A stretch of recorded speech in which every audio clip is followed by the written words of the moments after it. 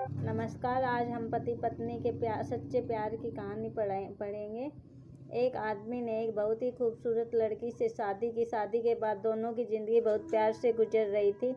वह उसे बहुत चाहता था और उसकी खूबसूरती की हमेशा तारीफ किया करता था। लेकिन कुछ महीनों के बाद लड़की चर्म रोग से ग्रसित हो गई और धीरे धीरे उसकी खूबसूरती जाने लगी।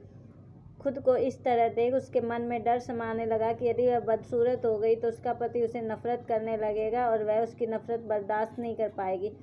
इस बीच एक दिन पति को किसी काम से शहर से बाहर जाना था। काम खत्म कर जब वह घर वापस लौट रहा था तो उसका एक्सीडेंट हो गया। एक्सीडेंट में उसने अपनी दोनों आंखें खो दी, लेकिन इसके बावजूद भी उन दोनों की ज़िंदगी सामान्य तरीके से आगे बढ़ती रही। समय गुजरता रहा और अपने चर्म रोग के कारण लड़की ने अपनी खूबसूरती पूरी तरह गंवा दी। वह बदसूरत हो गई, लेकिन अंधे पति को इस बारे में कुछ भी पता नहीं था, इसलिए उनके खुशहाल वैवाहिक जीवन पर कोई प्रभाव नहीं पड़ा। वह उसे उसी तरह प्यार करता था। एक दिन उस लड़की की मौत हो गई।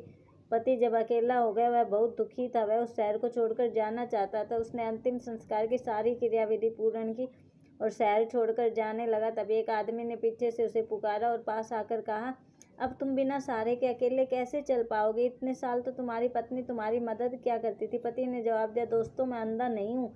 मैं बस अंधा होने का नाटक कर रहा था, क्योंकि यदि मेरी पत्नी को पता चल जाता कि मैं उसकी बदसूरती देख सकता हूँ तो यह उसके रोग से ज़्यादा दर्द देता। इसलिए मैंने